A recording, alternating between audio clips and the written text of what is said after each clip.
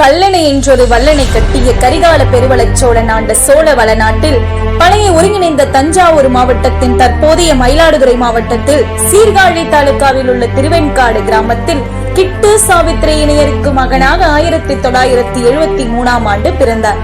தமிழர்கள் மரபோடு மரபு வேளாண்மையை மேற்கொண்டு அன்று முதல் இன்று வரை வள்ளலார் வழியில் சைவ மதமாக வாழ்ந்து கொண்டிருக்கிறார். சிறு வயதிலிருந்தே மரபு வேளாண்மையோடும் மாடுகளோடும் சேர்ந்தே வளர்ந்தவர்.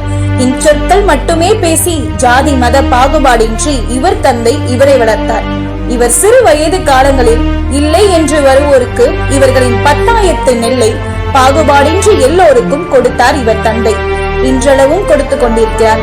இயற்கையே கடவுள், மரங்களே தெய்வங்கள் என்று வாழும் ஒரு சாதாரணமான மனிதர் தான் இந்த காசிராமன். திருவெண்காட்டை சுற்றியுள்ள கிராமங்களில் உள்ள கிணறு, ஏரி மற்றும் குளங்களை தனது சொந்த செலவில் தூர்வாரி பொதுமக்களின் பயன்பாட்டிற்கு கொடுத்து வந்துள்ளார்.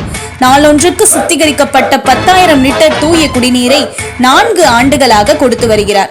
எண்ணற்ற திருமணங்களுக்கும் கோவில் கும்பாபிஷேகங்களுக்கும் வீட்டில் நடக்கிற சுபகாரியங்களுக்கும் மரக்கன்றுகளை வாங்கி கொடுத்து வந்துள்ளார். 5 லட்சம் மரக்கன்றுகளை தனது சொந்த செலவில் நட்டுள்ளார்.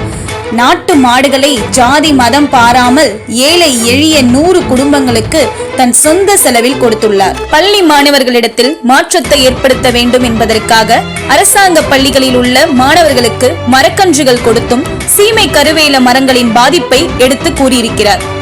பூம்புகார் ஊராட்சி ஒன்றிய பள்ளியில் படிக்கின்ற மாணவர்களின் நலனுக்காக சுமார் 90,000 மதிப்புள்ள சுத்திகரிக்கப்பட்ட இயற்கை குடிநீரை கொடுக்க இயந்திரம் வாங்கி கொடுத்து சிறப்பித்தார். மயிலாடுதுறைக்கு மாற்றங்கள் கொண்டு வருவதற்கு தகுதியான ஒரே ஆள் இவரே.